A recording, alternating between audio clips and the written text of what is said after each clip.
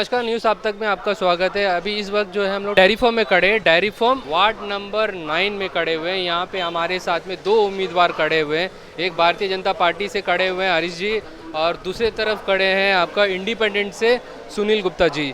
तो चलिए जानते हैं, जैसे कि आप लोगों सभी को हम लोग कोशिश की है कि हर एक वार्ड में जाके पब्लिक का व्यू लेने की कोशिश की है, ताकि वो इस चुनाव में म्युनिसिपल चुनाव या पंचायती चुनाव हो, इस चुनाव में जो है किस उम्मीदवार को वोट डालेंगे और किन को जो है वो जिताएंगे इस बार उनके गांव से। तो उसी सिलसिले में आज हम लोग पहुंचे हैं डेयरी फार्म में 9 नंबर वार्ड में। यहाँ पे जो दो उम्मीदवार हमारे साथ में खड़े उनसे बात करेंगे, क्योंकि अभी 6 तारीख को आपको वोटिंग स्टार्ट हो जाएंगे।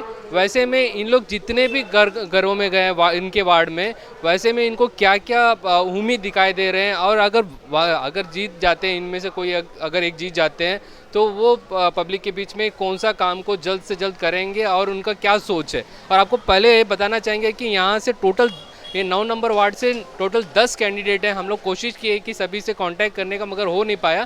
तो चार कैंडिडेट से हमारी बात हुई थी, उसमें से 2 लोग आए हैं और 2 लोग आए भी नहीं है। वैसे में चलिए स्टार्ट करते हैं। पहले भारतीय जनता पार्टी के जो हरीश जी है, हरीश जी से जानते हैं कि इस चुनाव में जितने भी घरों में गए हैं, जितने भी लोगों के बीच में गए, उनसे क्या वादा किया है और कितने वो उस सारे वादे में जीतने के बाद में खड़ा उतरेंगे। तो हरीश जी ये बताइए, आप तो सारे सबके घर गए, सबसे मिले और नए सबसे पहले आपको बताना चाहेंगे, ये भी नए, दूसरे तरफ सुनील जी है, ये भी नए हैं, दोनों फ्रेश कैंडिडेट हैं। तो वैसे में ये बताइए कि अगर आप जीत जाते हैं तो इस वार्ड के लिए आप क्या करना चाहोगे? जी मैंने पहले भी बताया था कि सबसे जो बड़ी दिक्कत थी, जब मैं डोर टू डोर विज़िट कर रहा था, कि सबके दिमाग में ये चल रहा था कि कोई भी इलेक्शन जीतने के बाद दिखाई नहीं देता है, वो अपने रिस्पॉन्सिबिलिटी से भाग जाता है। तो इसके लिए मैं पहले भी बताया था, अपने मैनिफेस्टो में भी रखा हूँ कि मैं जन संवाद स्टार्ट करने वाला हूँ, जिसके तहत प्रति संडे पहले मैंने पब्लिक मीटिंग होगा, हर एक सब वार्ड पे, हर एक बूथ लेवल पे मीटिंग होगा, जिसमें पब्लिक के जो भी इश्यूज़ है वो मेरे अंडर रहे, मुझे पता रहे और उनको भी पता रहे कि उसका प्रोसेस कहाँ तक हो रहा है। और दूसरा चीज़ जो सबसे बड़ा इशू था, ये वार्ड पे बेसिकली देखा जाएगा तो डिफरेंट पॉकेट्स पे डिफरेंट इश्यूज़ है। वहाँ पे अगर आप जाओगे 9-5 के पॉकेट पे, तेलुगु बस्ती और तमिल बस्ती पे, वहाँ पे बहुत ही जो आपका ये है पॉपुलेशन है, बहुत ही क्लोज डेंसिटी है, डेंसिटीज़ बहुत ही ज़्यादा क्लोज है। तो वहाँ पे फुटपाथ से लेके सैनिटेशन से लेके कुछ भी क्लियर नहीं है। तो सबसे पहला जो मेरा ये होगा कि उस 9-5 में कि आने के साथ वहाँ पे जो क्लीनलीनेस के हिसाब से proper footpath, street light, and वहाँ पे सबसे बड़ा दिक्कत ये है कि क्लोज में आंगनबाड़ी है और उसके साथ साथ लैंडस्लाइड हो रहा है। तो वहाँ पे एक रिटेनिंग वॉल बहुत ज़्यादा ज़रूरी है, वो कभी भी गिर सकता है। और वहाँ पे ऐसे ऐसे लोग रह रहे हैं जिनके प्रॉपर रास्ते नहीं हैं, जिनके पास प्रॉपर रास्ते है ही नहीं, ना ही स्ट्रीट लाइट है। तो उनको फर्स्ट आने के साथ वहाँ पे स्ट्रीट लाइट दिया जाए और फुटपाथ का प्रबंधन किया जाए, और साथ के साथ क्लीनिनेस। ये सिर्फ वो वार्ड का नहीं है, यहाँ पे जितने भी एरिया है हमारे, फिशरीज कॉलोनी ले लीजिए, पीछे काजू बस्ती है, वहाँ पर भी सेम इश्यूज़ है। वहाँ पे स्ट्रीट लाइट तक नहीं है, इनफैक्ट वहाँ पे घर पे वॉशरूम भी प्रॉपर बिल्डअप नहीं है। तो वो भी आने के साथ मैं ये काम पूरा करूँगा। आगे बात करेंगे आपसे, इनसे भी जान लेते हैं। तो ये बताइए सुनील जी, आप भी नए हैं, फुटबॉल लेके उतरे हैं, और ये उम्मीद के साथ आप भी उतरे होंगे कि आप अगर जीत जाते हो तो आप यहाँ के लोगों के लिए कुछ अच्छा करेंगे। तो वैसे में आपको क्या लगता है कि ये वार्ड में क्या कमी है? पहले तो मैं वार्ड नंबर 9 के सारी जनता से नमस्कार करता हूँ। अभी आपने सुना हरीश भाई ने क्या प्रॉब्लम बताया। मैं प्रॉब्लम में नहीं जाऊँगा, मैं इनका कारण बताऊँगा। पिछला वार्ड 9 का इलेक्शन किसने जीता आपको मालूम है? बीजेपी के अनुसुईया देवी ने। 7 साल, आज लेकर 7 साल तक वो नज़र नहीं आई। जबकि मैं नया हूँ इलेक्शन में, मैं हर घर में जब गया डांट सुना। मैं उनके तरफ से माफ़ी मांगा लोगों से, क्योंकि वो नहीं दिखी, वो भारतीय जनता पार्टी की कैंडिडेट थी। मैं माफ़ी चाहता हूँ और मैं ये वादा करके हर एक घर में आया कि मैं सबका प्रॉब्लम सॉल्व करूँगा। अब मेरा मानना ये है, एक काउंसलर का इलेक्शन और एक पंचायत का election is the smallest unit of a democratic system. ये सबसे छोटा इलेक्शन होता है, छोटा इन द सेंस सबसे छोटी जनसंख्या का, और यहाँ में हर एक घर में जाना उस कैंडिडेट का कर्तव्य है। मेरा आज दूसरा दिन है। मैं पहले स्टार्ट किया था डोर टू डोर, दरवाजे से दरवाजे तक का। अभी मैंने स्टार्ट किया कल से दरवाजे से दिल तक कैंपेन, जिसमें मैं दूसरे बार सबके घर में जा रहा हूं। और मेरा मानना यह है कि ये काउंसलर या पंचायत का जो प्रधान होता है उसका एक कर्तव्य है कि स्ट्रीट लाइट, नाली, फुटपाथ, ये जो छोटे मोटे रोज़मर्रा के इशू है, बिजली, पानी, ये उनका कर्तव्य है। इसलिए आप मेरे मैनिफेस्टो में चीज़ नहीं देखेंगे, क्योंकि जी सीधी सवाल, इस बार के चुनाव में आप खड़े हैं, बीजेपी का तो छोड़ दीजिए, वो काम नहीं किए, चलिए अभी नया कैंडिडेट है इस बार, तो वैसे में आप बताइए कि इस बार जीत जाते हैं आप, तो वैसे में आप ऐसा क्या काम करेंगे जो पब्लिक के लिए फ़ायदा होगा? सबसे पहला तो जो जन संवाद है वो मैं रोज़ करूँगा आपसे। मैं ऐसा पहला कैंडिडेट हूँ जो अपने मैनिफेस्टो में अपना नंबर दे के रखा हूँ। जन संवाद एक हमारे खून में होना चाहिए और मेरे खून में है, वो तो मैं करूँगा ही। दूसरा चीज़, मैं वार्ड सभा का आयोजन करूँगा। वार्ड सभा ये होगा कि जहाँ में लोग आए, लोग मुझसे अपना प्रॉब्लम डिस्कस करें, प्लस सॉल्यूशन भी डिस्कस करें। मेरे साथ मैं रिस्पॉन्सिबल जो ऑफिसर्स हैं उनको साथ में रखूँगा, जैसे जेई ऑफिसर, उनको साथ में रखूँगा और उनसे इमीडिएटली सॉल्यूशन निकालूंगा कि क्या सॉल्यूशन है, कौन सा काम पहले होना चाहिए, कौन सा बाद में होना चाहिए। ये हो गया जैसा इसका। सेकंड मेरा पॉइंट बहुत अच्छा ये है कि जो बहुत सारी वर्किंग वूमेन हैं जो काम करना जाना चाहती है, लेकिन घर में छोटे बच्चे हैं, वो घर जाना नहीं चाहती, तो मैं उनके लिए डे केयर सेंटर वार्ड में वाइज में खोलूँगा। एक एजुकेशन में बच्चों का जो प्रॉब्लम है, बहुत सारे बच्चे हैं अंडमान में, मैं बहुत सारे बच्चों से मिला हूँ जो 8वीं 9वीं 10वीं के बाद स्कूल छोड़ देते, कॉलेज से छोड़ देता। इनका कारण क्या पूछते हैं तो बोलते हैं पैसा नहीं था, अब्बा दारू पी के पूरा लड़ाई करता था। ये तो इसका सॉल्यूशन ये निकाला जाना चाहिए मेरे हिसाब से कि वो बच्चों को पहले तो स्कूल में डाले, घर वाले परिवार को काउंसलिंग करना चाहिए और उसको उस आसपास में कहीं रिकमेंडेशन करके छोटा मोटा जॉब दुकान में लगा दिए, किसी दुकान में काम कर लिया, 4 घंटे का काम कर लिया, कुछ पैसे मिल गए, वो चीज़। दूसरा प्रॉब्लम है जो घर में जिसका पिताजी मार पिटाई करता है, उसको काउंसलिंग प्रॉपर किया जाए या कैसे करवाएंगे काउंसलिंग। कोई हमारे पास देखिए बहुत सारे एनजीओ है जो इसमें काम करते हैं। नहीं, हम लोग मुद्दे पे बाद में जाएंगे। तो आप क्या ऐसा क्या काम होगा जो, जैसे कि आप बोले कि काउंसलिंग करना है, बाकी जितने भी ये बोले, बाकी चलिए इनसे भी जानते हैं कि भैया जी ये बताइए। भैया जी इन डायरेक्ट बोले कि बीजेपी के जो है पिछले बार काउंसलर थे, क्या कमी लग रहा है आपको ये वार्ड में? जी पिछले बार जो बीजेपी की काउंसलर थी, ऐसे कुछ कमी इन द सच जो मैं गिनाया हूँ, मैं आपको इश्यूज़ बताया हूँ कि इश्यूज़ थे।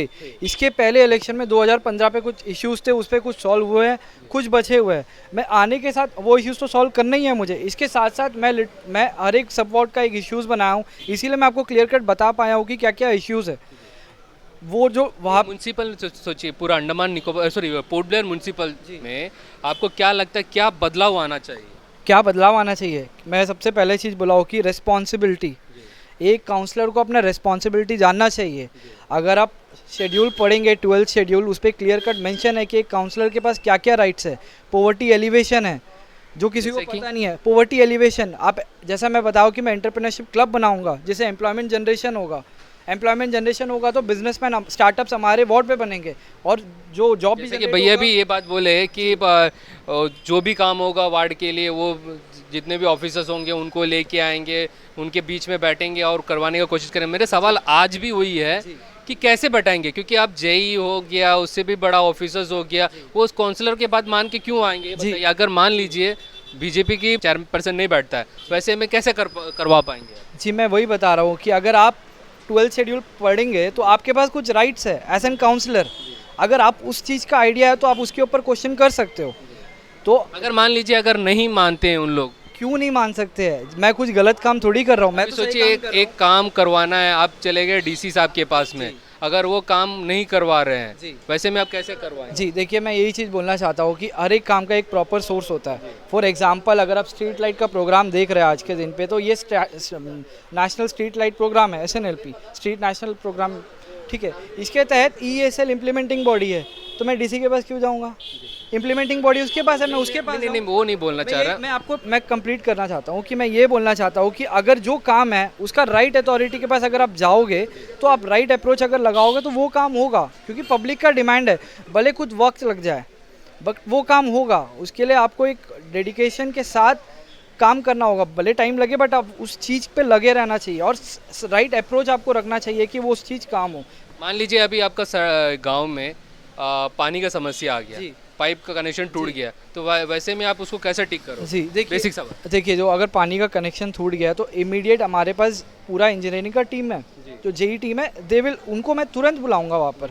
उनका पास मैं इसीलिए बता रहा हूँ कि मैं grievance call 24/7 call centre start करने वाला हूँ, जिसपे हर सेटअप कहाँ पे होगा? सेटअप मैं बता रहा हूँ कि मैं इसके सबसे पहले काउंसिल फॉर्म होने के साथ वहाँ पे प्रस्ताव रखूंगा। अगर वहाँ पे नहीं हो रहा है तो मेरे अंडर पे जहाँ पे भी अगर मुझे आप प्रस्ताव रख रहा है बोर्ड मीटिंग में, अगर वो प्रस्ताव को नहीं मानेंगे तो वैसे में क्या करेंगे? वैसे में मैं अपने लेवल पे अपने वार्ड के अंदर उस चीज़ को रखवाऊंगा। अपनी तरफ से? जी, अपने वार्ड के अंदर उस चीज़ को रखवाऊंगा, उससे भी एम्प्लॉयमेंट जनरेशन होगा, समझ रहे हो, और उसका ऑडिट भी होगा, जो मैं लास्ट टाइम भी बताया था। अब मान लो किसी का पाइपलाइन टूट गया है, ये एक्चुअल प्रॉब्लम है, अब इसको रिपोर्ट किया जाएगा, इसको रिपोर्ट करके एक टाइम फ्रेम में क्लियर भी करना है, बिकॉज इसका ऑडिट होगा, तो जो इंजीनियर्स है उनके ऊपर प्रेशर आएगा क्योंकि उनके ऑडिट होगा, क्योंकि अब मान लो कि उसका ग्रीवेंस आ गया, अब वो जो पर्टिकुलर इश्यू है वो एक जेई को हम लोग असाइन कर दिए। अब जेई का काम बनता है कि वो एक महीने में जो भी टाइम फ्रेम है उसके अंदर खत्म कराए, अगर नहीं करते हैं बिकॉज एक महीने के अंदर ऑडिट होगा तो उसका एक पोर्टफोलियो, उसका जो काम है वो हमें पता चलेगा कि ये काम कर रहा है, प्रोग्रेस रिपोर्ट की बात कर। प्रोग्रेस रिपोर्ट का पता चलेगा कि जेई काम कर रहा है कि नहीं कर रहा है।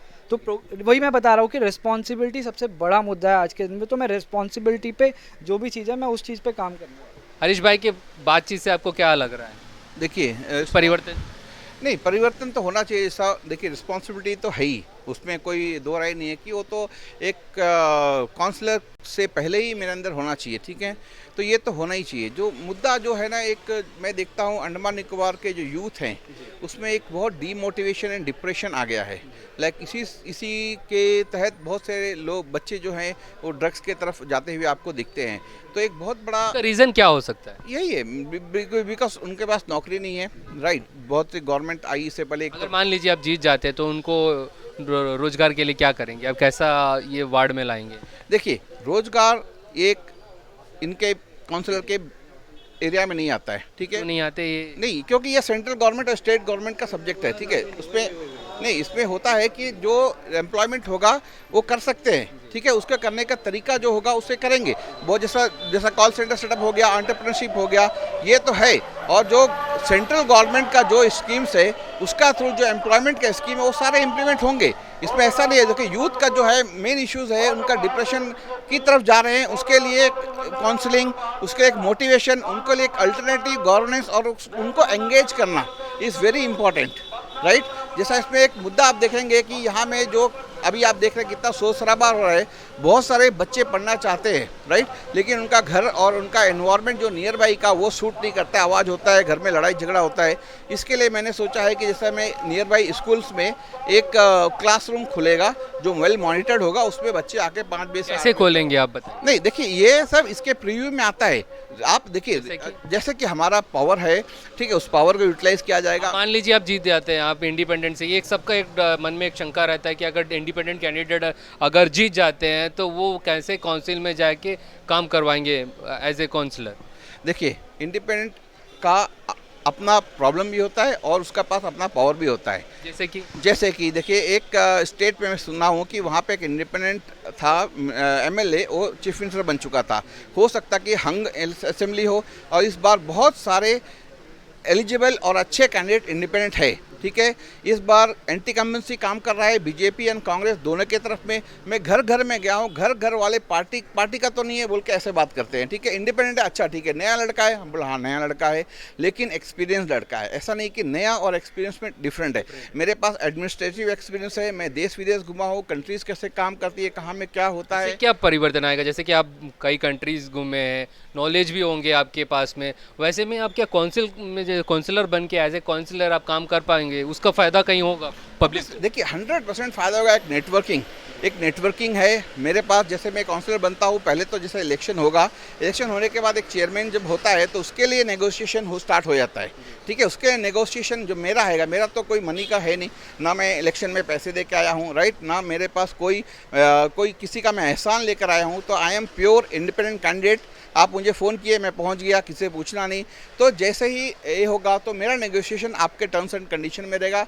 ये रिक्वायरमेंट है, इसका बजट बढ़ाओ, या जो भी रिक्वायरमेंट है उस रिक्वायरमेंट पे मैं नेगोशिएट करूँगा, उसके हिसाब से आगे जाएंगे। जैसे कि सुनील गुप्ता जी बोले कि बेरोजगारी बहुत बड़ा मुद्दा है, उनका बातचीत से भी लगा और ये वाकई में है भी, ये तो आपको मानना भी पड़ेंगे। तो इनका एक ये था कि काउंसलिंग ठीक है करवाना है बच्चों को, वो ज़रूरी है या रोज़गार देना ज़रूरी है? मैं आपको बताना चाहता हूँ कि सबसे पहले जैसे सुनील जी ने बताया कि वो एडमिनिस्ट्रेशन के बारे में नॉलेज रखते हैं, यहाँ घूम के आया वहाँ घूम के आया। मैं क्लियर कट अभी बताया था कि एक काउंसलर के पास अंडर शेड्यूल 12 म्यूनसिपल लॉ के अंदर पॉवर्टी एलिवेशन का राइट्स है, and that right is basically right में क्या है करके पब्लिक को थोड़ा बताइए। पॉवर्टी एलिवेशन क्या है कि आप आदमी लोगों को पॉवर्टी से एलिवेट करें। कैसे करेंगे? आप एम्प्लॉयमेंट जनरेट करेंगे। आप कोई भी यहाँ पे आदमी एम्प्लॉयमेंट जनरेट करने का बात कर रहा है, बट कैसे करेंगे बात नहीं कर रहा है। आज के दिन पे कैसे करेंगे आप बताइए कैसे। मैं बताता हूँ आपको कि सबसे पहला मनरेगा आता है स्कीम, जिसके तहत आपको 100 डेज का मिनिमम जॉब गारंटी मिलता है। इसमें तो कई गांव से ये कंप्लेंट आ रहा है कि आपका सरकार आने के बाद में वो भी बंद कर मैं आपको बता रहा हूँ कि इस चीज़ पे आप कैसे बता रहे हो कि सरकार बंद कर दी है। 72 चल रहा है 72 वो क्या पेमेंट ठीक से नहीं कर रहा है और काम कम यही बता रहा हूँ कि 72,000 करोड़ हमारे गवर्नमेंट ने रिलीज़ किया था last time for this particular scheme.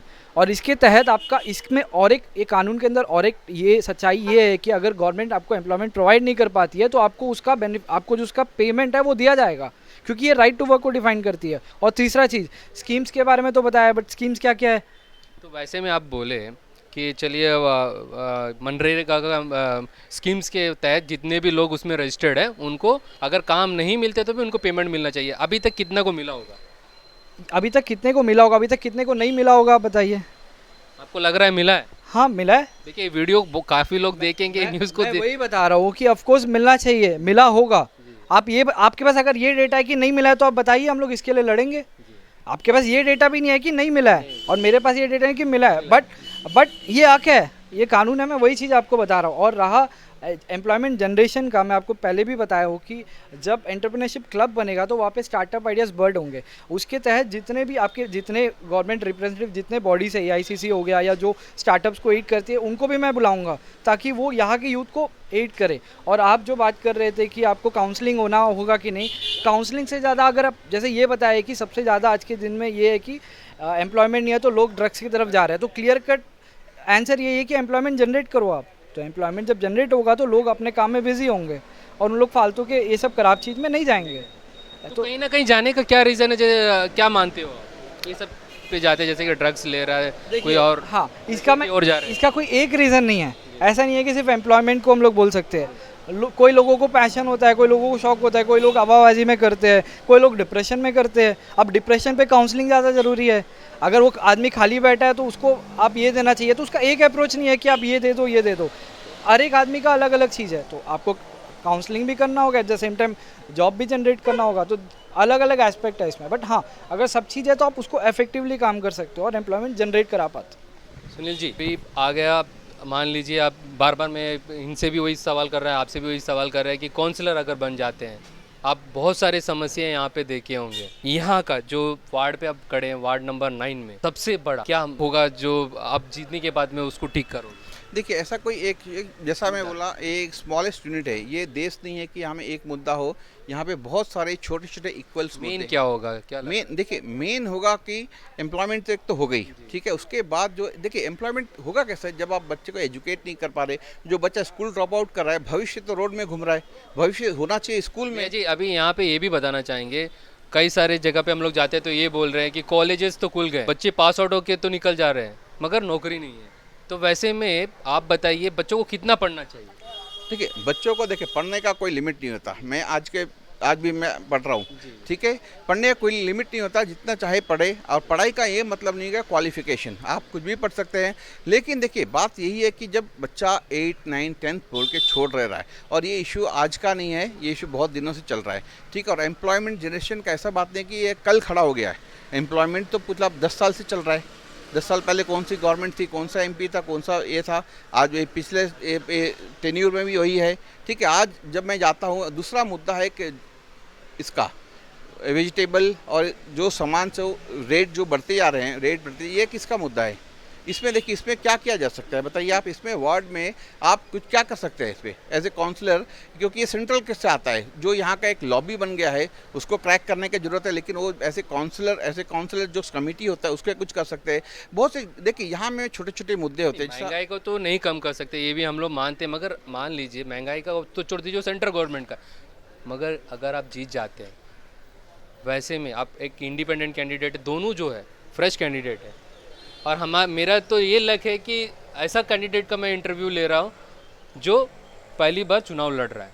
वैसे में लोगों को भी आप लोग से दोनों से जो है काफ़ी उम्मीदें हैं, इसलिए मैं बार बार पूछ रहा हूँ कि आप लोग अगर जीत जाते हो तो वैसे में आप इस वार्ड के लिए, वार्ड नंबर 9 के लिए ऐसा क्या काम करके दिखाओगे जो आज तक कोई यहाँ के काउंसलर नहीं की। देखिए एक चीज़ मैं नोटिस किया हूँ वार्ड में, जब घर घर घुमा हूँ यहाँ में, और एक इशू आप हो सकता है इस पर हंसेंगे, लेकिन मच्छर का बहुत इशू है हर जगह में जब गया हूँ, क्योंकि मैं तो हाफ पैंट पहनता हूँ, मुझे जब भी मैं फुटबॉल खेलने गया था बच्चों के साथ, वहाँ में फुटबॉल खेलते वक्त मच्छर काट सकता है, ये कैसे आप इमेजिन कर सकते हैं। उसको कैसे दूर करेंगे? इसको दूर करेंगे, इसके लिए हम एक कमेटी बताएंगे। देखिए अभी मैं तो हर चीज़ का एक्सपर्ट नहीं हूँ, मुझे सहायता लेना है एक्सपर्ट से और काम करवाना है।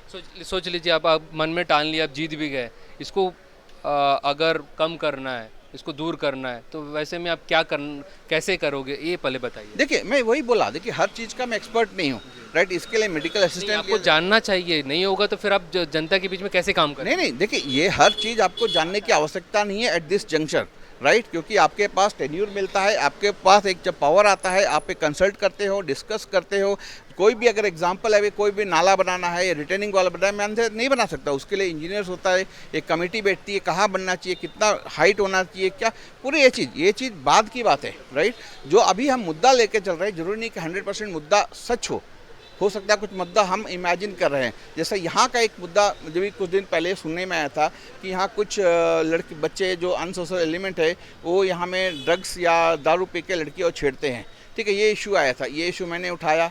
अभी मैं कुछ दिन पहले देखा जंगली घाट में एक एरिया में ऐसी वो कर रहा था, तो वहाँ पे एक गार्बेज कलेक्शन पॉइंट बना दिया गया है, यहाँ से लाके वहाँ से लाके गार्बेज डंप कर रहे हैं टेम्पररी, मतलब इवन फिर बाद में बड़ी गाड़ी में लेके जाएंगे, वेल एंड गुड, कर सकते हैं, लेकिन उसके लिए प्रॉपर अरेंजमेंट होना चाहिए, एक तिरपाल बैठना चाहिए वहाँ पे। और वहाँ पे सुअर भी घूमते हैं, वहाँ पे पूरे कौवे घूमते हैं, कुत्ते घूमते हैं, वो डाल के गाड़ी चलाया जाता है, ये लोग बिखार देते हैं, फिर आते हैं, फिर बड़ा गाड़ी आता है लेके, तो उसमें से फिर कुछ जो टेल छोड़ के चले जाते हैं, फिर उसके बाद सुअर करते हैं।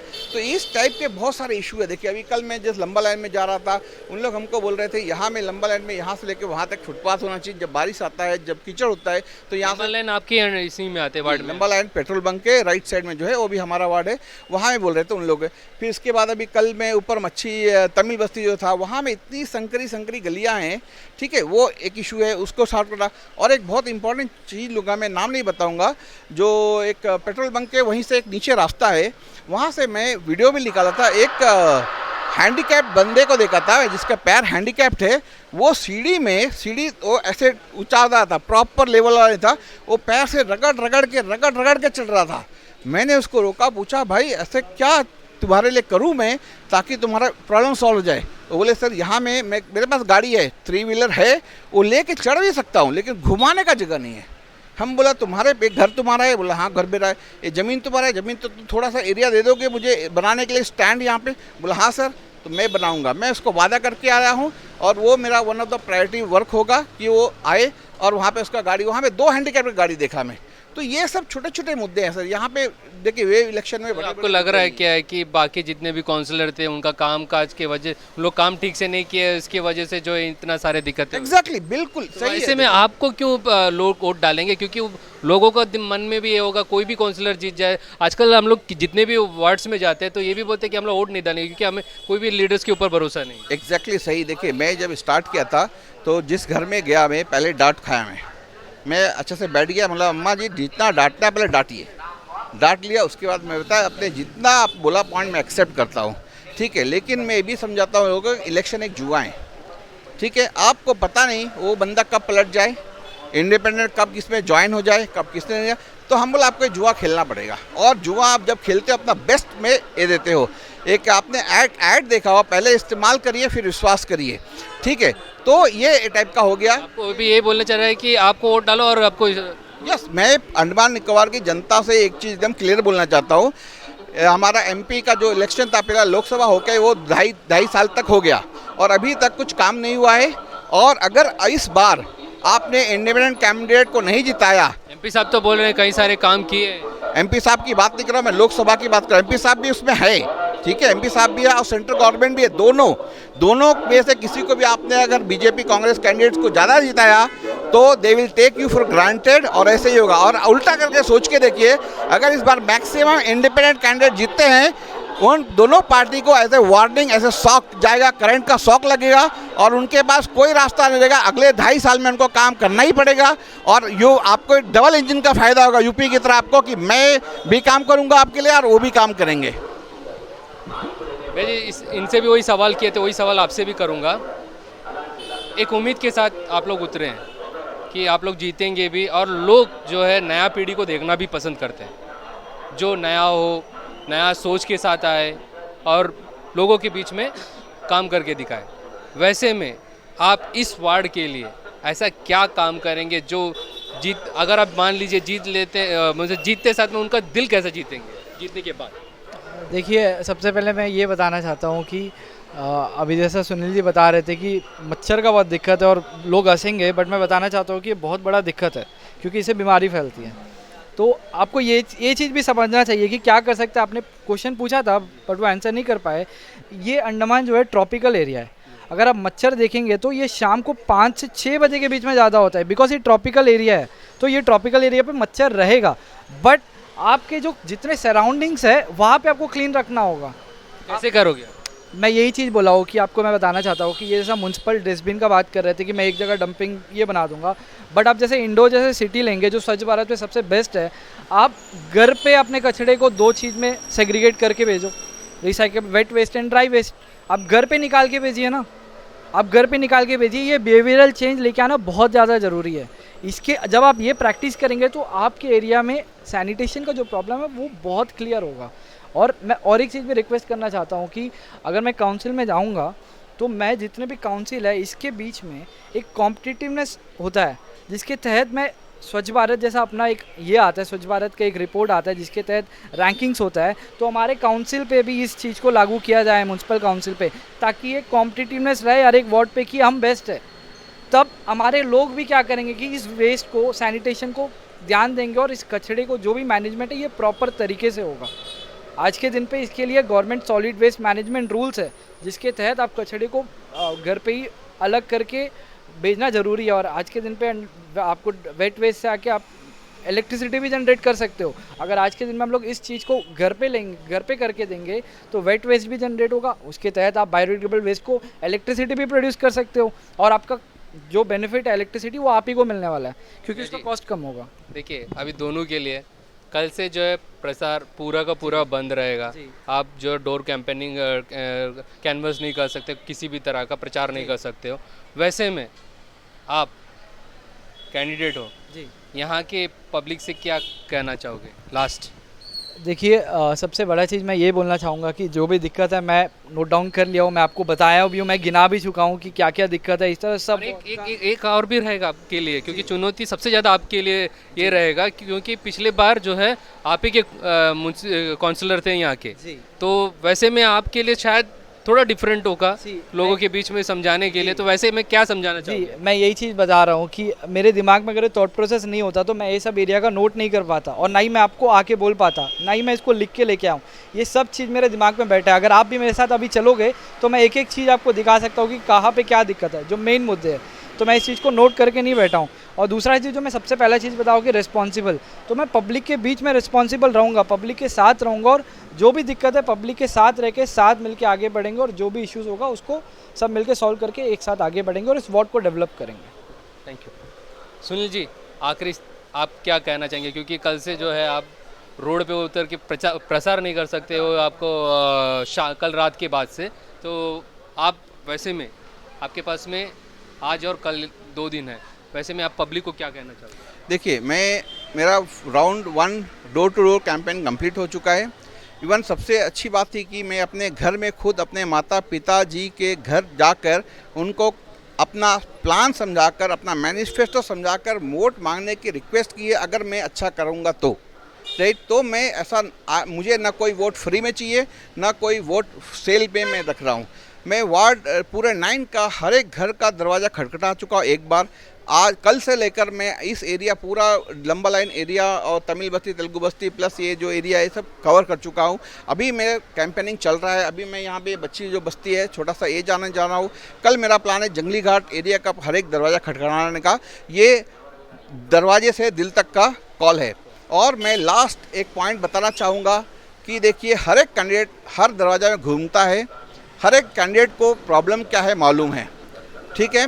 तो सबसे इम्पॉर्टेंट ये जो अंडमान में इलेक्शन हो रहा है ये बहुत इम्पॉर्टेंट इलेक्शन है, क्योंकि अंडमान में कोई भी स्टेट इलेक्शन नहीं होता है। ओनली सेंट्रल गवर्नमेंट का MP का इलेक्शन होता है, लोकसभा का, उसके बाद एक काउंसिलर का इलेक्शन होता है। इस वेरी पंचायती राज और म्यूनसिपल का इलेक्शन होता है। तो इसको आप एज ए ट्रीट करिए, बहुत इम्पॉर्टेंट। और यही मौका है आपको ऐसे लोगों को और ऐसे पार्टियां जो आपको ग्रांटेड लेती है उनको समझाने का कि हम तुम्हारे ग्रांटेड कैंडिडेट नहीं है, हम अपने मन से वोट करेंगे। और इस बार आप उनको इंडिपेंडेंट मैक्सिमम अच्छे इंडिपेंडेंट कैंडिडेट को जिताइए, ताकि जो बड़ी पार्टियां हैं उनको झटका लगे, 440 वोल्ट का करंट लगे और वो भी हमारे साथ मिलकर आगे 2.5 साल तक अगले MP इलेक्शन तक काम करें।